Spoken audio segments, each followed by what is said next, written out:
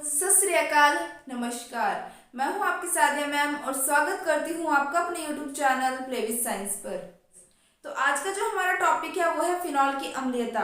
Phenol की अम्लीयता के बारे में हमने कई बातें जो है डिस्कस कर ली हैं, लेकिन अभी भी कई बातें रह गई हैं, तो उस पर भी हम थोड़ी सी बात कर लेते हैं।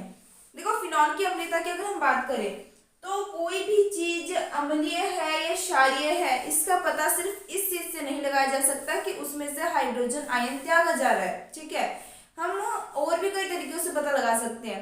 देखो, जब हम अल्कोहल वाला टॉपिक पढ़ रहे थे तो उसमें मैंने आपको दो अभिक्रियाएं बताई थी।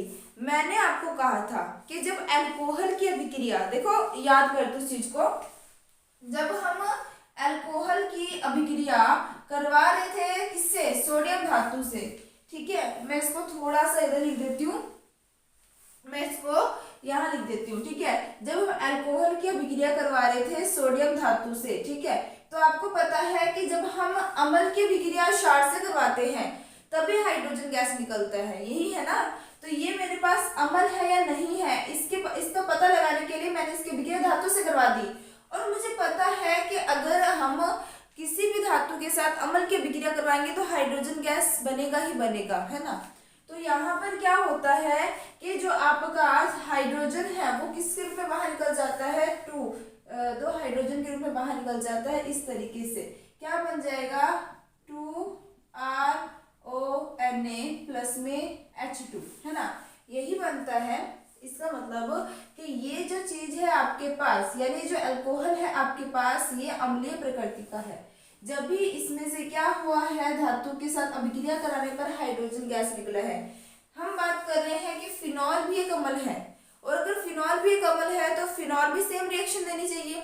कहने का मतलब है कि अगर फिनॉल भी अम्ल है तो हमें इस बात का प्रूफ इससे मिल जाएगा कि इसकी अभिक्रिया अगर हमने किसी धातु से करवा दी तो वहां पे भी हाइड्रोजन गैस निकलना चाहिए, क्योंकि धातु के साथ अभिक्रिया करने पर तभी अगर अम्ल होगा तभी हाइड्रोजन गैस निकलेगा, अन्यथा तो नहीं निकलेगा। यानी एक टेस्ट हुआ। अगर मैं यहाँ पर ले लेती हूँ क्या, फिनॉल, यहाँ पर मैंने क्या ले लिया, फिनॉल ले लिया। अब आपको पता है कि फिनॉल की अभिक्रिया अगर मैं किससे करवा दूं, सोडियम से करवा देती हूँ। ठीक है, अगर मैं सोडियम से करवा दूंगी तो होगा क्या, यहाँ पर जो हमारा बेंजीन रिंग है इसके ऊपर आ जाएगा ONA और बाहर क्या निकल जाएगा आपका, हाइड्रोजन गैस। क्या बाहर निकल जाएगा, हाइड्रोजन गैस। आप बैलेंस कर सकते हो आराम से। ठीक है, तो कहने का मतलब ये है कि हमें पता चलता है इससे कि हमारा फिनॉल एक अम्ल है।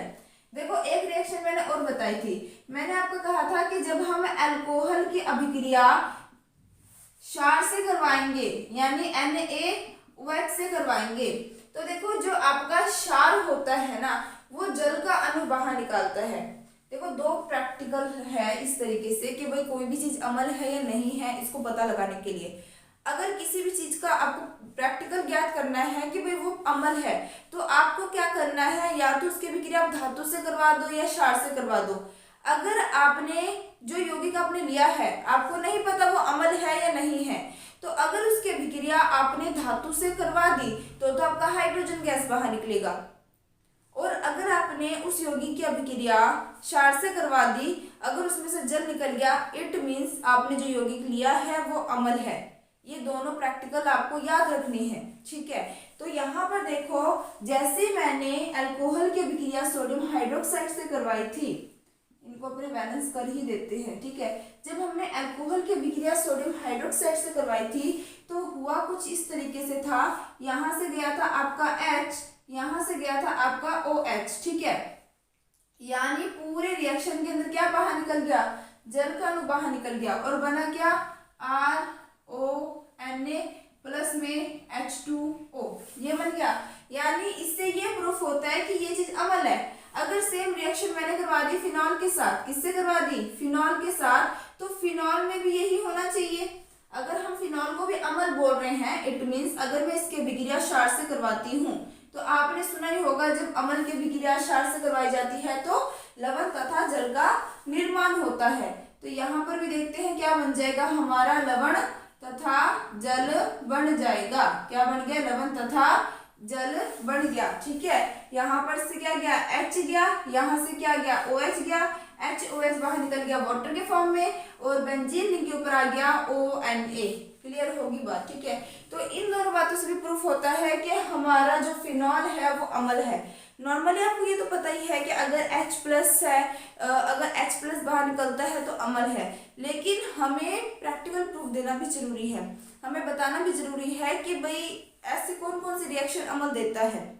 तो सीधी सी बात है, दो चीजें बताइए आपको, दोबारा बता देती हूँ कि अगर हम अम्ल की अभिक्रिया धातु के साथ करवाते तो हाइड्रोजन गैस निकलेगा। हमें नहीं पता फिनॉल अम्ल है, एक क्षार है कि क्या है, लेकिन जैसे ही मैंने इसकी अभिक्रिया धातु से करवाई तो हाइड्रोजन गैस बाहर निकल गया। इट मीन्स ये आपका अम्ल हुआ। समझ आई बात। दूसरी रिएक्शन की फिनॉल को मुझे अभी तक कंफर्म नहीं हुआ कि अम्ल है या क्षार है, तो मैंने इसकी अभिक्रिया क्षार से करवाई तो मेरे पास क्या निकल गया, जल का अणु बाहर निकल गया। इट मीन्स अभी तक का मेरा रिएक्शन बिल्कुल सही है। अब जो नेक्स्ट पॉइंट है वो ये है कि जब हम फिनॉल की अभिक्रिया ग्रीनियर रिएजेंट के साथ करवाते हैं, ग्रीनियर अभिकर्मक के साथ करवाते हैं, तो क्या प्रोडक्ट बनेगा। तो देखना, एक चीज याद रखना कि अगर हम फिनॉल की अभिक्रिया ग्रीनियर रिएजेंट के साथ करवाएंगे तो हमारा एल्केन बाहर निकल जाएगा, ठीक है। तो ये मैं आपको यहाँ पे प्रूफ करके बता देती हूँ कि ये देखो फर्स्ट रिएक्शन तो ये होगी कि जब हमने किससे अभिक्रिया करवाई, धातु से। देखो ये दोनों चीजें याद रखना, ये तो धातु से अभिक्रिया करवाई है और ये हमने अभिक्रिया करवाई है क्षार के साथ, ठीक है। अब तीसरा पॉइंट जो है वो है आपका सॉरी ग्रीनियर अभिकर्मक से अभिक्रिया। किससे अभिक्रिया करवा रहे हैं हम, ग्रीनियर अभिकर्मक से। अब बात आती है ग्रीनियर अभिकर्मक का फॉर्मूला क्या होता है, तो मैं यहाँ पर लिख दूं CH3MgCl। तो ये भी आपका ग्रीनियर अभिकर्मक ही है। RMgX आपको रटना किस तरीके से है, RMgX इस तरीके से रटना है। और मैंने आपको बोला है हमेशा क्या होता है कि आपका जो मैग्नीशियम आता है इस पे पॉजिटिव चार्ज होता है, इस पे नेगेटिव और इस पे नेगेटिव, ऐसे पार्शियल होता है, पार्शियल विद धनायन पार्शियल विद ऋणायन। बंध आपका कहाँ से टूटता है, तो ये भी मैंने आपको बता रखा है, बंध हमेशा यहाँ से टूटेगा। ये दो बातें याद रखनी है। एक बात तो कि मैग्नीशियम पे धनायन आता है पार्शियल विद धनायन, हेलोजन पे पार्शियल विद ऋणायन, और आपका एल्कीन पर भी पार्शियल विद ऋणायन आता है, और बंध इन दोनों के बीच में हमेशा टूटेगा। ये चीज आपको याद रखनी है। अब इसको मैंने इस तरीके से लिख दिया तो कोई प्रॉब्लम नहीं है, क्योंकि मैंने R का मान रख दिया, मैथेन ले लिया, और X का मान ले लिया क्लोरीन। तो यहाँ पर मेरे पास ग्रीनियर रिएजेंट क्या है, CH3MgCl। अब इसके अभिक्रिया हम किससे करवाते हैं, फिनॉल से। किससे करवाते हैं, फिनॉल से। ये मेरे पास आ गया फिनॉल। अब देखो अभी मैंने कहा कि बंध किन किन के बीच में टूटेगा, बंध किन किन के बीच में टूटेगा, तो अभी मैंने कहा बंध इनके बीच में टूटेगा, टूटेगा ना। एक तो बंध टूट गया इनके बीच, और आपको पता है बेंजीन रिंग में बंध ऑक्सीजन और हाइड्रोजन के बीच में टूटता है, ठीक है। तो आप बोलोगे कि मैम हाँ ये तो हमें पता है, ठीक है, लेकिन हमारे पास प्रैक्टिकली प्रूफ नहीं है, हमें अच्छे से नहीं पता, हमने अच्छे से इसको डिफाइन नहीं किया। तो इसके बारे में भी बताऊंगी, इसकी अनुनाद संरचना बताऊंगी आपको फिनॉल की। फिनॉक्साइड आयन की तो हमने कल ही पढ़ ली थी, फिनॉल की अनुनादी संरचना रह गई है जो कि मैं आज आपको कवर करवा दूंगी। तो फिलहाल इतना ध्यान रखो, ऑक्सीजन और हाइड्रोजन के बीच में बंध टूटता है। अब एक बंध यहाँ से टूटा और एक बंध यहाँ से टूटा, तो ये जो हाइड्रोजन है ये CH3 के साथ रिएक्शन कर लेता है। CH3 के साथ जैसे हाइड्रोजन रिएक्शन करेगा तो क्या बन जाएगा, CH4 बन जाएगा, और आपके पास क्या बच गया, ये जो आपका बेंजीन रिंग है इसके ऊपर आ जाएगा। क्या क्या बच गया, देखो हाइड्रोजन बाहर निकल गया पर ऑक्सीजन तो पड़ा है ना, तो ऑक्सीजन पे आपका क्या आता है, नेगेटिव चार्ज। आपको सभी को पता है कि ऑक्सीजन और हाइड्रोजन के बीच में बंध टूटेगा तो हाइड्रोजन पे आएगा प्लस चार्ज, ऑक्सीजन पे आएगा माइनस चार्ज, है ना। तो यहाँ पर ये CH3 जो था इस पे तो आया था डेल नेगेटिव, Mg पर आया है डेल पॉजिटिव। अब ऑक्सीजन हाइड्रोजन के बीच बंध टूटेगा तो हाइड्रोजन पे आएगा आपका पॉजिटिव चार्ज, ऑक्सीजन पे आएगा आपका नेगेटिव चार्ज। तो ये पॉजिटिव नेगेटिव ने रिएक्ट कर लिया, अब ये नेगेटिव और ये पॉजिटिव रिएक्ट कर लेंगे, यानी यहाँ आ जाएगा OMgCl। तो इस तरीके से आपके पास क्या बन जाएंगी, फिनॉल की कुछ अभिक्रियाएं आपको यहाँ देखने को मिल जाएंगी। तो मे भी आपको ये क्लियर हो गया होगा। अब हम बात करते हैं इसकी अनुनादी संरचनाओं के बारे में। किसके बारे में बात करेंगे, फिनॉल की अनुनादी संरचनाओं के बारे में। देखो अनुनादी, अब एक चीज और, जब हम कंपेयर करके चल ही रहे हैं तो हम बात ही कर लेते हैं कि अल्कोहल और फिनॉल में सबसे ज्यादा अम्लीय प्रवृत्ति कौन दर्शाता है। तो आपको ये पता है कि सबसे ज्यादा अम्लीय प्रवृत्ति दर्शाता है फिनॉल।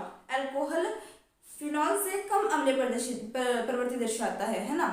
अब बात आती है ऐसा क्यों है, क्या रीजन है कि जो फिनॉल है, ये रहा मेरे पास फिनॉल, यहाँ मैंने बना दिया फिनॉल को और यहाँ मैंने बना दिया अल्कोहल को, ठीक है।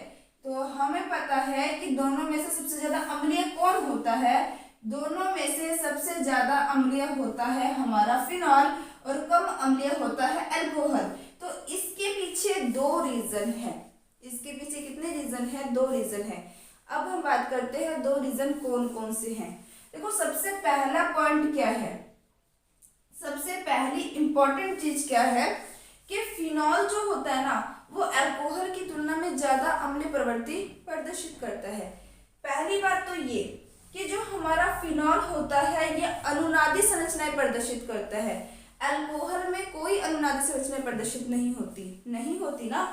आपने पढ़ा था कि ऑक्सीजन और हाइड्रोजन के बीच बंध टूट रहा था, हाइड्रोजन की जगह कोई आगे जुड़ रहा था, हाइड्रोजन बाहर निकल रहा था। हमने अल्कोहल वाला टॉपिक बहुत ही अच्छे से क्लियर किया हुआ है, जिन्होंने नहीं किया वो पहले अल्कोहल वाला टॉपिक्स देख ले, अन्यथा इससे भी आप काफी हद तक समझ जाएंगे, ठीक है। तो फिलहाल आप बने रहिए और देखिए इसको कि इनमें क्या होता है कि जो हमारा फिनॉल है ये अनुनादी संरचनाएं प्रदर्शित करते हैं और ये अनुनादी संरचनाएं प्रदर्शित नहीं करते। तो सबसे पहले हम फिनॉल की अनुनादी संरचनाओं के बारे में ही बात करेंगे। तो पहला पॉइंट क्या है, मैं लिख देती हूँ फिनॉल की अनुनादी संरचनाएं। क्या है पहला टॉपिक, फिनॉल की अनुनादी संरचनाएं। देखो यहाँ पर, देखो फिनॉल की अनुनादी संरचनाओं की बात करें तो देखो मैंने आपको कल एक तरीका बताया था। मैंने कहा था कि जब आप अनुनादी संरचना वाला टॉपिक करो तो पहले ही 5 बेंजीन रिंग बना लो। पहले ही क्या करना आपको, इस तरीके से एक, पहले अपने क्या करते हैं, first of all 5 benzene ring बना लेते हैं। बेंजीन रिंग तो मैं नहीं बोलूंगी, मैं साइक्लोहेक्सेन बोलूंगी। पहले क्या बना लो, 5 साइक्लोहेक्सेन, 1 2 देन 3 4 और मुझे यहाँ पे 5 बनाना पड़ेगा। आप अपने कॉपी में कंटिन्यू रखिएगा, ठीक है। तो ये बन गए मेरे पास 5 साइक्लोहेक्सेन, ठीक है। अब आपको पता है इस पे क्या जुड़ा होता है, इस तरीके से OH, क्या जुड़ा होगा, OH। फर्स्ट वाले में OH जोड़ दो और लास्ट वाले में OH जोड़ दो, ठीक है। मैंने कुछ नहीं किया मैंने कुछ नहीं किया, मैंने 5 साइक्लोहेक्सेन बनाए हैं और प्रत्येक के ऊपर OH ग्रुप जोड़ दिया है। सॉरी भाई। तो यहाँ पर इस तरीके से आपका आ चुका है। तो यहाँ पर जो है इस तरीके से अपने बॉन्ड भी शो कर देते हैं। ये बॉन्ड सिर्फ हमें फर्स्ट में शो करना है और कुछ नहीं करना। अब देखो, अब पूरी बात को ध्यान से समझना कि फिनॉल की अनुनादी संरचनाएं कैसी है, किस तरीके से फिनॉल अनुनादी संरचनाएं प्रदर्शित करता है। पूरे बात को ध्यान से समझना काफी इंपॉर्टेंट है। देखना यहाँ पर आपको पता है कि जो हमारा ऑक्सीजन है इसके पास कितने लोन पेयर इलेक्ट्रॉन होते हैं, या इसके पास 3 लोन पेयर इलेक्ट्रॉन होते हैं, यानी टोटल 6 इलेक्ट्रॉन एक्स्ट्रा होते हैं ऑक्सीजन के पास, है ना। जिसमें से 2 इलेक्ट्रॉनों ने तो बंध बना लिया, एक इलेक्ट्रॉन तो बेंजीन रिंग के साथ बंध बना रहा है और एक इलेक्ट्रॉन हाइड्रोजन के साथ बंध बना रहा है। यदि 6 में से 2 इलेक्ट्रॉनों ने बंध बना लिया तो पीछे कितने इलेक्ट्रॉन बच गए, 6 में से 4 बच गए। ये तो बिल्कुल सिंपल बात है ना, ये तो छोटा बच्चा भी समझ जाएगा कि हमने 2 इलेक्ट्रॉन अगर यूज कर लिए तो हमारे पास 2 इलेक्ट्रॉन कम हो जाएंगे, तो बच गए इसके पास कितने इलेक्ट्रॉन, 4 इलेक्ट्रॉन, यानी 2 लोन पेयर ऑफ इलेक्ट्रॉन, ठीक है। अब होता क्या है, सबसे पहले क्या होता है कि ये जो हमारे पास एक लोन पेयर ऑफ इलेक्ट्रॉन है ये जाता है यहाँ पर, ठीक है। जैसे ये लोन पेयर ऑफ इलेक्ट्रॉन यहाँ पर जाएगा, एकाकी इलेक्ट्रॉन युग्म यहाँ पर जाएगा, यहाँ पर डबल बॉन्ड बन जाएगा, 2 इलेक्ट्रॉनों से एक बंध का निर्माण होता है, सभी को पता है। तो यहाँ पर 2 इलेक्ट्रॉन जब इस पर जाएगा तो 2 इलेक्ट्रॉनों से एक बंध का निर्माण हो जाएगा। आप सपोज करो यहाँ पर भी एक बंध है, तो इस कार्बन की संयोजकता कितनी होने लग जाएगी? 5। कार्बन की संयोजकता 5 होने लग जाएगी। आप सभी को पता है कार्बन की संयोजकता 4 से ज्यादा नहीं हो सकती, तो इस कारण से जो पास वाला बंध है वो शिफ्ट हो जाता है यहाँ पर। जो पास वाला बंध है वो शिफ्ट हो गया यहाँ पर। जैसे ये यहाँ पर गया तो यहाँ पर कितने बंध की फॉर्मेशन हो गई? इस तरीके से डबल बॉन्ड की फॉर्मेशन हो गई। यहाँ पर जो ऑक्सीजन था, अब इसके ऊपर एकाकी इलेक्ट्रॉन युग्म कितने बच गए? सिर्फ एक, क्योंकि एक एकाकी इलेक्ट्रॉन युग्म ने एक बंध बना लिया। यहाँ पर इसके पास हाइड्रोजन भी है, साथ ही साथ इसने अपने इलेक्ट्रॉन दिया है। जब कोई भी अपने इलेक्ट्रॉन देता है तो उस पर आता है प्लस चार्ज, जब कोई भी बाहर से इलेक्ट्रॉन लेता है तो उस पर आता है माइनस चार्ज। सिंपल सी बात है। तो इसने अपने इलेक्ट्रॉन इसको दिए हैं, तो इस पर क्या आ चुका है? Plus charge. क्या आ चुका है? Plus charge. तो ये बंद वाले इलेक्ट्रॉन यहाँ जा रहे हैं, तो जो इलेक्ट्रॉन लेता है उस पे आता है माइनस चार्ज। बिल्कुल सिंपल बात है। तो ये वाला बंद खत्म हो गया, क्योंकि ये वाला बंद जो है वो इलेक्ट्रॉन के रूप में यहाँ आ गया। ठीक है, तो कौन कौन से बंद बचे हैं? एक तो ये बंद बचा है, एक तो ये बंद बचा है। मे भी आपको पॉइंट समझ आ गया। ठीक है, दोबारा सुन लो कि ये जो आपके पास इलेक्ट्रॉन है लोन पेयर के, वो यहाँ शिफ्ट हो गए, तो यहाँ डबल बॉन्ड बन गया। डबल बॉन्ड बना तो कार्बन की संयोजकता कभी 5 हो नहीं सकती, तो हाथों हाथ इस बंद के इलेक्ट्रॉन यहाँ चले गए, यहाँ पर आ गया आपका माइनस चार्ज। ठीक है, अब क्या होगा कि जो माइनस चार्ज है, देखो अनुनाद मतलब जो बंद है उनकी शिफ्टिंग होती रहेगी, एक जगह से दूसरी जगह, दूसरी जगह से तीसरी जगह जाते रहेंगे। ठीक है, तो यहाँ पर ये माइनस चार्ज जो है ये यहाँ पर चला जाएगा। जैसे ही माइनस चार्ज आपका यहाँ पर चला जाएगा तो यहाँ पे जो कार्बन है इसकी संयोजकता 5 होने लग जाएगी।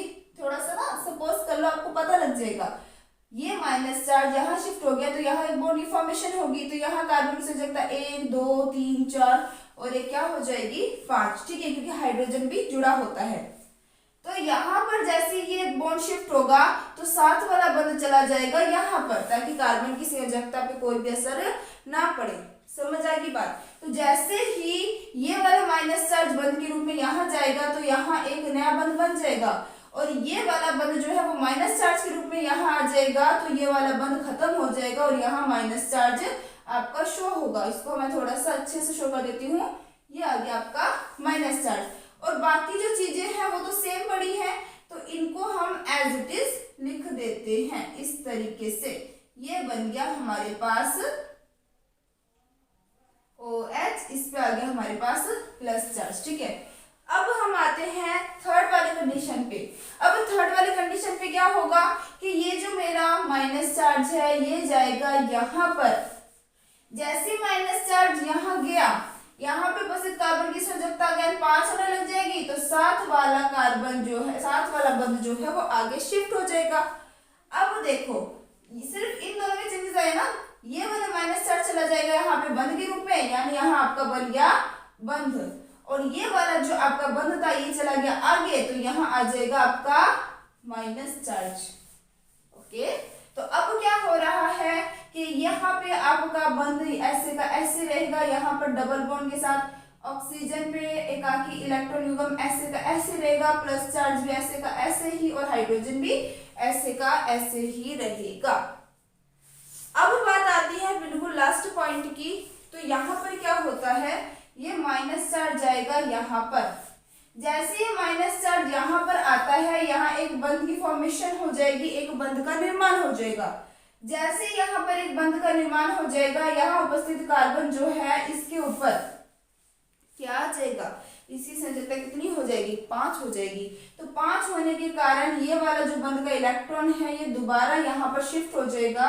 जैसे ही बंध का इलेक्ट्रॉन दोबारा यहाँ शिफ्ट हो जाएगा तो होता क्या है यहाँ पर देखना, इसको मैं थोड़ा सा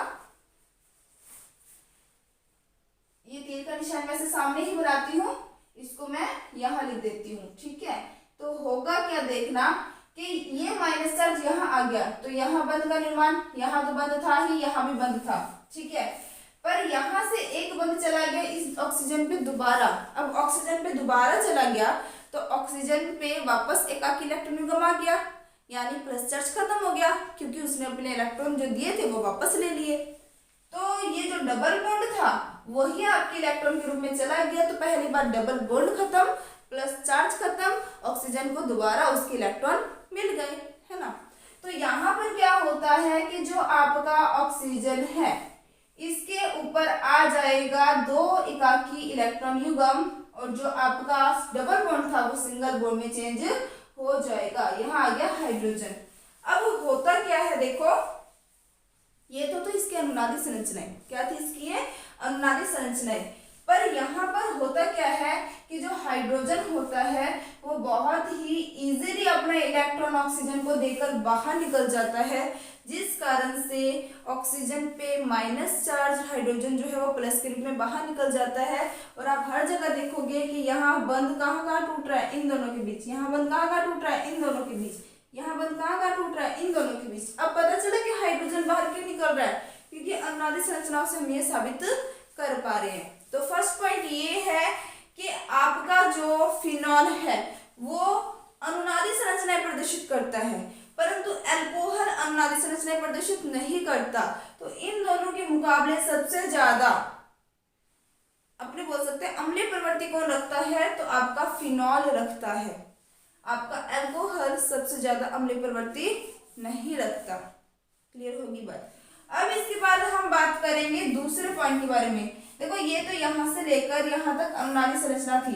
एक अनुनादी संकर आता है, उसमें क्या होता है कि हमने जो 5 अलग अलग संरचनाएं बताई है, इन पांचों को मिलाकर एक ही संरचना बताते हैं हम। इन पांचों को मिलाकर एक ही संरचना बताते हैं, उसे हम बोलते हैं अनुनादी संकर। मतलब एक ही डायग्राम के अंदर पांचों के डायग्राम शो कर देना, ठीक है। तो इसको कैसे शो करेंगे देखना, ये वाला तो पहले से ही था, ठीक है, लेकिन जो चीजें अपने बोल सकते हैं, जो चीजें अपने बोल सकते हैं चेंज हो रही है, उसको हमें डैश डैश से शो करना है, ठीक है। तो यहाँ पे जो आपकी बॉन्डिंग है वो क्या हो रही है, चेंज हो रही है ना। पहले बॉन्डिंग जो है फर्स्ट सेकंड कार्बन में तो बॉन्डिंग है नहीं, सेकंड थर्ड कार्बन में बॉन्डिंग है, लेकिन लास्ट वाले में रिजल्ट क्या मिला, फर्स्ट और सेकंड कार्बन में बॉन्डिंग है ना।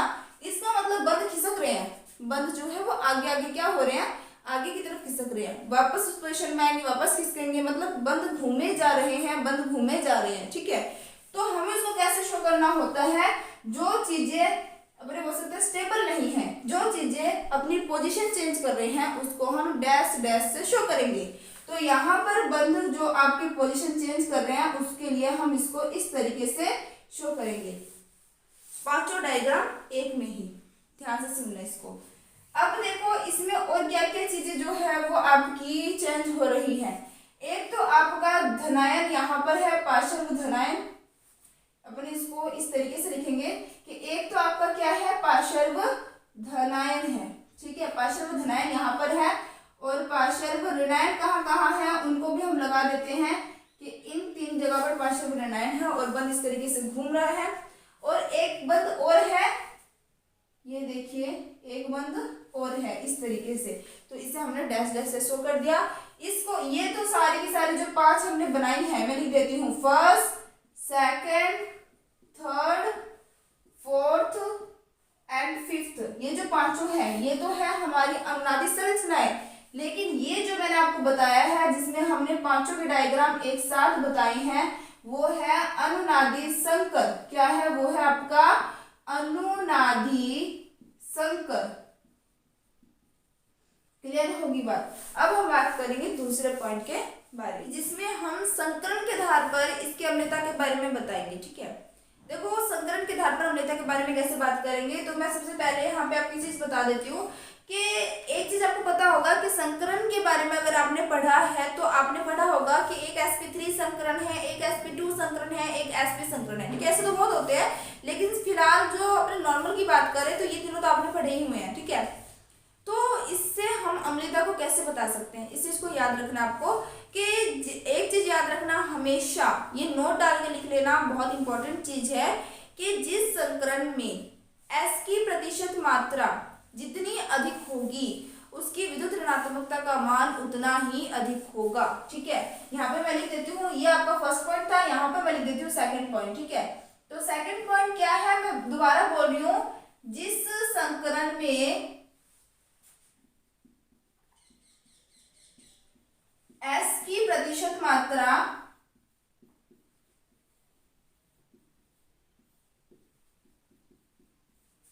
जितनी ज्यादा होगी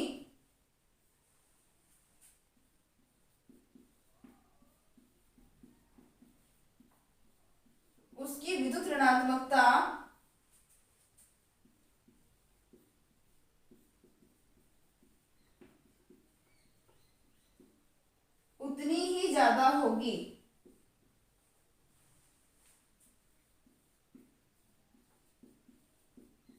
क्लियर होती है बात। देखो जैसे आपको पता है संकरण में मैंने आपको बताया, एक होता है आपका sp संकरण, एक होता है आपका sp2 संकरण और एक होता है आपका sp3 संकरण। ठीक है, तो आप खुद बता सकते हो कि इनमें सबसे ज्यादा s की प्रतिशत मात्रा किस में है। देखो इसमें है ना, मान लो ये दो दोस्त है, तो दो दोस्त में दो अगर दोस्त हो, अगर आपने इनको कोई भी चीज दी या पैसे दिए, तो ये दोनों दोस्त क्या करेंगे, आपस में अगर शेयर करेंगे तो 50% खुद लेंगे, 50% दूसरे को देंगे ना। 50% हिस्सा S का हुआ, 50% हिस्सा P का होगा ना। समझ आई बात। मान लो SP दो दोस्त है और दोनों दोस्त को आपने दिए, आपने दोनों को 50 रुपए दे दिए। अब आपने दोनों को 50 या 100 कुछ भी मान लो 100 रुपए दे दिए। ठीक है, अगर आपने 100 रुपए दिए हैं तो इनमें क्या होगा, बराबर का हिस्सा होगा, यानी एक 50 लेगा, दूसरा 50 लेगा, या 50 रुपए लेते हो तो एक 25 लेगा, दूसरा 25 लेगा, यानी दोनों की प्रतिशत मात्रा वहां कितनी होगी, 50-50 हो गई। कितनी हो गई, 50-50 हो गई। बात समझ आई। ठीक है, तो ये इस कंडीशन में S की प्रतिशत मात्रा कितनी हो जाएगी, 50%। ठीक है, अब sp2 की बात करते हैं। अब sp2 में क्या है कि एक S है, दो P है, यानी तीन दोस्त है। अब इन्हें अगर आप 100 रुपए देते हो तो ये क्या करेंगे, उस 100 रुपए का 3 बराबर हिस्सा करेंगे, और 3 बराबर हिस्सा करेंगे तो उस हिसाब से S की प्रतिशत मात्रा इसकी तुलना में कम हो जाएगी ना, क्योंकि अब P 2 आ चुके हैं, अब ये तीन दोस्त हैं। तो यहाँ पर जो S की प्रतिशत मात्रा होती है वो होती है आपकी 33.33, इस तरीके से आप 3 लिख सकते हो, 3%। ठीक है, अब sp3 में अगर हम बात करें तो अब 4 दोस्त हो चुके हैं, 3 P है, एक S है, 4 दोस्त हो गए। अब अगर इन्हें आप 100 रुपए देते हो तो ये क्या करेंगे, उस 100 रुपए का 4 हिस्सा करेंगे, बराबर हिस्सा लेंगे। ठीक है, मतलब बराबर करने के लिए उसके 4 हिस्से करने पड़ेंगे, और मतलब एक को मिलेगा 25 रुपए। यानी यहाँ S की, अपने P की बात नहीं करेंगे, वैसे भी बाकियों की भी तो इतनी होगी ना। अगर यहाँ S की 50 है तो P की भी तो 50 होगी। यहाँ S की 33.3 है तो दूसरी P और तीसरे P की भी तो इतनी होगी ना। बात समझ आ रही है बात। ठीक है, तो यहाँ पर sp3 के अंदर जो S की प्रतिशत मात्रा है वो 25 है, और 3 P की, एक P की 25, दूसरी की 25, 3 P की, तीसरी P की 25। कहने का मतलब है कि बराबर हिस्से में बढ़ जाएंगे। अब आप देख सकते हो कि सबसे ज्यादा S की प्रतिशत मात्रा किस संकरण में है। आप बोलोगे कि मैम sp संकरण में है, उससे कम sp2 में और सबसे कम sp3 में। यानी सबसे ज्यादा विद्युत ऋणात्मकता का मान किस में है, sp में, उससे कम sp2 में, सबसे कम sp3 में। क्लियर होगी बात। ठीक है, अब देखो मैं इस बंजीर को इस तरीके से शो कर रही हूँ। ठीक है, अब बात करते हैं कि भाई आप कहोगे कि मैम चलो ये तो हमें समझ आ गया सारा किस्सा, लेकिन बात ये है कि हम कैसे बताएंगे कि इन दोनों में से सबसे ज्यादा विद्युत ऋणी कौन है, सबसे ज्यादा अम्लीय कौन है। देखो जो जितना ज्यादा विद्युत ऋणी होगा ना, अम्लीयता का मान उतना ही ज्यादा होगा। कैसे होगा सुनना। अब यहाँ पर जो कार्बन होगा, ठीक है, यहाँ पे जो कार्बन उपस्थित है जिससे आपका OH जुड़ा हुआ है और जो आप ये बंध बना रहा है, इसका संकरण कितना हुआ। आप बोलोगे कि मैम sp2, ये तो बहुत सिंपल है। अब ये sp2 कैसा आया तो दोबारा सुन लो। देखो यहाँ पर आपको पता है कि सिग्मा बंध की संख्या गिननी होती है, सिग्मा बंध प्लस लोन पेयर की संख्या को जोड़ दोगे तो जितनी संख्या होगी उसके अकॉर्डिंग संकरण निकाला जाता है। फिलहाल यहाँ पर जो आपका कार्बन है इस पे कोई लोन पेयर नहीं है, कंफ्यूज मत होना। ऑक्सीजन पे लोन पेयर है, लेकिन हम संकरण किसका निकाल रहे हैं, इस कार्बन का निकाल रहे हैं, तो इस कार्बन पे कोई लोन पेयर नहीं है। इस कार्बन से 3 सिग्मा बंध बन रहे हैं, ये तो चौथा जो है वो तो पाई बंध है ना। तो यहाँ पर 1, 2 और 3 सिग्मा बंध बन रहे हैं, ये 3 सिग्मा बंध बन रहे हैं, तो 3 के अकॉर्डिंग कितने संकरण हो जाएंगे, 3 है तो एक S2P, यानी टोटल sp3 संकरण हो जाएगा। समझ आ गई बात। लेकिन अगर हम इधर की बात करते हैं, यहाँ पे मैं चलो कोई ना कोई कंपाउंड ले लेती हूँ। मैंने ले लिया CH3, मैंने क्या ले लिया CH3, इस तरीके से लिख दिया। अब हमें संकरण कार्बन का देखना है। अब यहाँ पे इस कार्बन का संकलन देखेंगे तो इसका संकलन हो जाएगा sp3। अब आप बोलोगे कि मैम आपको कैसे पता चला। देखो आपको सिग्मा बंध गिनने हैं, यहाँ पर सिग्मा बंध कितने हैं, पाई बंध से हमें मतलब नहीं होता, यहाँ पे सिग्मा बन रहा है 1 2 3 एंड 4। ठीक है, बात समझ आ रही है? मैंने निशान बना दिया है, टेंशन मत लेना, बस समझाने के लिए है। यहाँ कार्बन के साथ 1 2 3 और यहाँ पे चौथा बंध बन रहे हैं ना, तो 4 बन रहे हैं। तो टोटल 4 दोस्त किसमें थे? टोटल 4 दोस्त sp3 में थे। टोटल 3 दोस्त किसमें थे? sp2 में थे। तो जिसमें 3 सिग्मा बंध बन रहे थे उसमें तो sp2 संकरण है, जिसमें 4 सिग्मा बंध बन रहे हैं उसमें sp3 संकरण है। अब बात आती है कि जिसमें जो संकरण होगा उसके अकॉर्डिंग उसकी विद्युत ऋणात्मकता होगी। बात क्लियर होती है?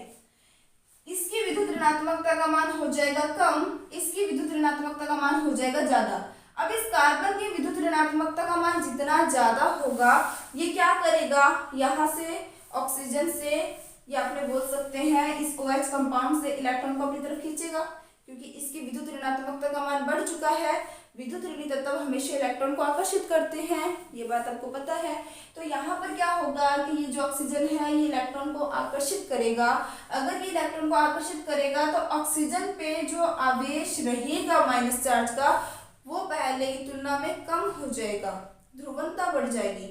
आप सीधे से याद रखो कि ऑक्सीजन पे माइनस चार्ज का जो प्रभाव था वो कम हो गया है। माइनस चार्ज का प्रभाव कम हो जाएगा तो ऑक्सीजन हाइड्रोजन के बीच में बॉन्डिंग कमजोर हो जाएगी, क्योंकि ये जितना ज्यादा पावरफुल माइनस वाला होगा वो उतना ही ज्यादा हाइड्रोजन प्लस वाले को आकर्षित करके रखेगा।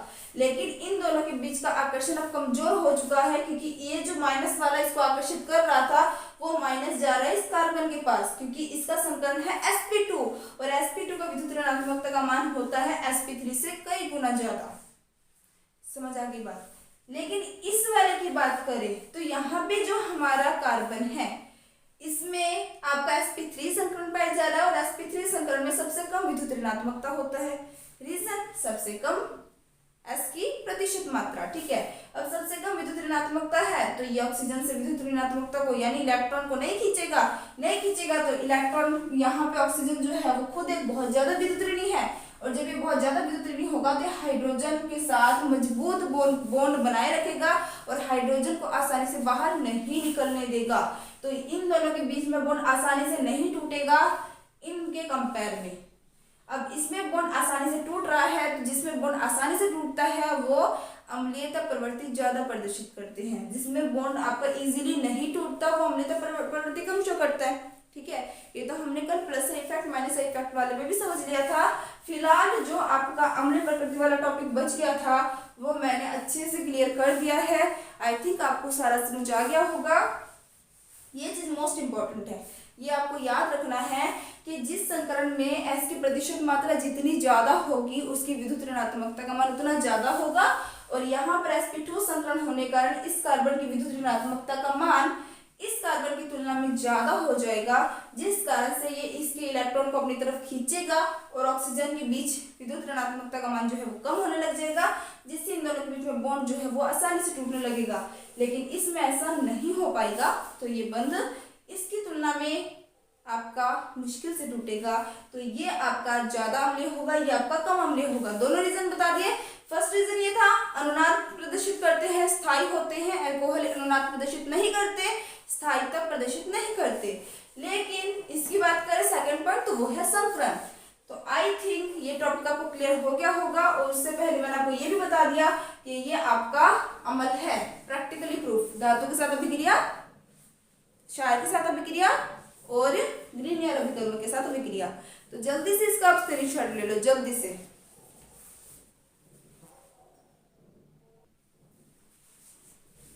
तो ले लिया होगा आपने अब तक स्क्रीनशॉट। तो आई थिंक आपको ये सारा टॉपिक समझ आ गया होगा। आपको आज की क्लास कैसे लगी मुझे कमेंट करके बताना। अगर आपको क्लासेस समझ आ रही है, वीडियोस पसंद आ रहे हैं तो वीडियो को लाइक शेयर करना मत भूलना। जो बच्चे चैनल पे नए हैं वो चैनल को सब्सक्राइब करके जरूर जाना। और एक जरूर इन्फॉर्मेशन ये भी है, जिन बच्चों को मेरे पीडीएफ चाहिए नोट्स के रूप में, नोट्स पीडीएफ के रूप में, या फिर अपने बोल सकते हैं अपने जितने भी क्वेश्चन अभी चैप्टर्स हो चुके हैं उनके क्वेश्चंस पेपर भी चाहिए, यानी सारी चीज़ें एक साथ चाहिए, तो वो ड्रीम क्लासेस के लर्निंग ऐप से मेरा जो कोर्स है वो वहाँ से प्राप्त कर सकते हैं, जहाँ पे आपको सारी चीज़ें एक साथ अवेलेबल हो जाएगी। कोर्स ज्वाइन कर लेंगे तो सारी चीज़ें आपको अवेलेबल हो जाएगी। टेस्ट सीरीज भी मिल जाएगा, पीडीएफ भी मिल जाएगा, तो आपके क्विज भी होंगे। मतलब नॉर्मली आपको बेसिकली वहाँ पे बहुत सारी चीज़ें मिल जाएंगी। ठीक है, तो इसी तरीके से आप लोग पढ़ते रहिए, हंसते रहिए, मुस्कुराते रहिए। All the best, take care, bye bye.